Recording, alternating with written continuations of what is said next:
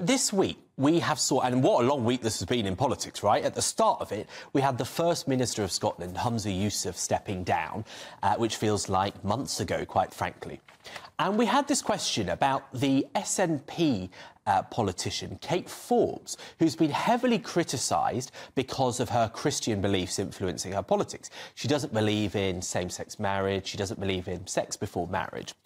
And then we had an extraordinary interview from the recently elected Rochdale MP, George Galloway, in which he criticises gay relationships being known in school. Let's take a look. My other two school children are taught in England things that I don't want them to be taught, and at an age I don't want to be taught. That that gay relationships are exactly the same and as normal as a mum, a dad, and kids. Now, I think it's pretty outrageous and definitely outdated to think that people shouldn't know that gay relationships exist. I mean, I know that George Galloway is very committed to his wife. The first one, the second one, the third one, and now the fourth one. I always find it odd when you get these people that are in happy marriages, many happy marriages in his case, who say they oppose the rights of same-sex marriage. You know, it seems ridiculous when most of them have been having the same sex for decades. And so the question I want to ask is it valid if he's doing that because his voters are largely Muslim, which are more conservative, and Kate Forbes is doing it because it's her sincerely held Christian belief? Is that good enough to shape how they run countries? Now, Darren, you're committed and religious.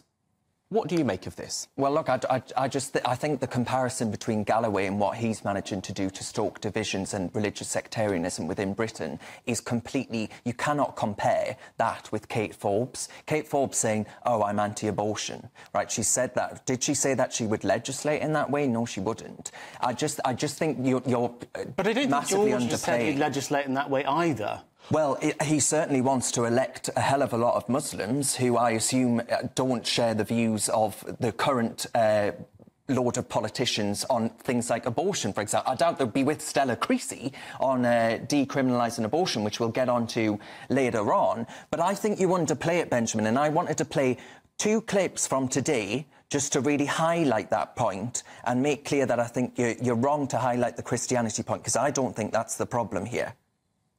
Raise the voice of Palestine! Allahu Akbar! This is a clear message to Starmer. Bradford has rejected Labour. It's rejected Zionism. And this is a message to you, Naz Shah and Imran Hussain. We are coming for you in the general election. So Labour enabled people like that man. Tony Blair said, come on, come all. And people like that are now entrenched and emboldened. And that's much more serious than anything Kate Forbes says as a Christian. I mean, look, first of all, those people hate the Labour Party. They certainly hate Keir Starmer. That's evident in some of the local election results. George Galloway said he was going to sweep Rochdale in the council elections. Labour won 44 seats and he won 2. So I don't think they're anything like as dangerous as they expected. But look, let me say this, and most people on the left won't say this, but radical Islam and people whose interpretation of Islam is to say that being gay is wrong and who take it on themselves to appoint themselves as community leaders and then try and intimidate teachers like in Batley or in Birmingham is not acceptable. And it frustrates me, and here's where you might disagree, because you get these people who will say that it's unacceptable that won't say it's unacceptable when a Muslim leader comes out with homophobic remarks, but they will accept it when a Christian does, because it's culturally more acceptable. Benjamin, sorry. I think it's wrong for both of them.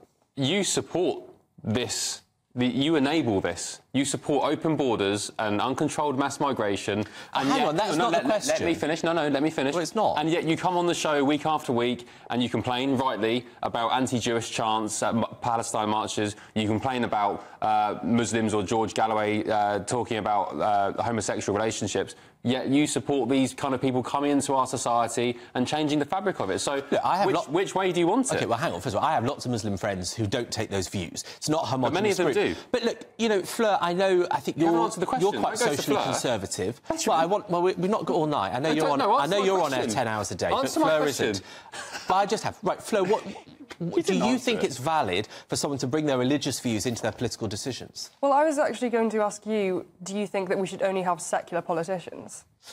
I think the idea that you justify policies that affect the masses based on your religious beliefs is wrong. But we all have a right to our own beliefs and our own opinions, whether that's religion or comes from somewhere else, like liberalism or something like that. So it would be dishonest to yourself if you were elected when people know that you're a Christian or know that you're a Muslim and you don't act on your own beliefs. That's just dishonest and anti-democratic. What do you think, Albie?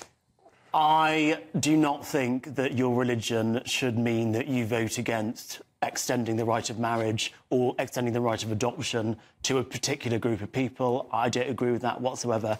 I completely understand that there are religious people in politics, but there are plenty of religious politicians who would not vote against same-sex marriage, for example. And I just find it interesting that I think for some social conservatives, they feel a lot more comfortable with someone like Kate Forbes or Jacob Rees-Mogg expressing their opinions on abortion or on same-sex marriage. But if it was a Muslim politician, I think they'd probably have an issue with it. And that's where I find the hypocrisy. It's that for one religion, well, because it's culturally understandable in the West, that's fine. But for another religion, because it's not culturally understandable, that's not fine. I mean, what I would say, though, is that actually there's no getting away from gay relationships these days. I mean, you turn on the telly... Well, you seem to get away from them easily enough. Well, I do.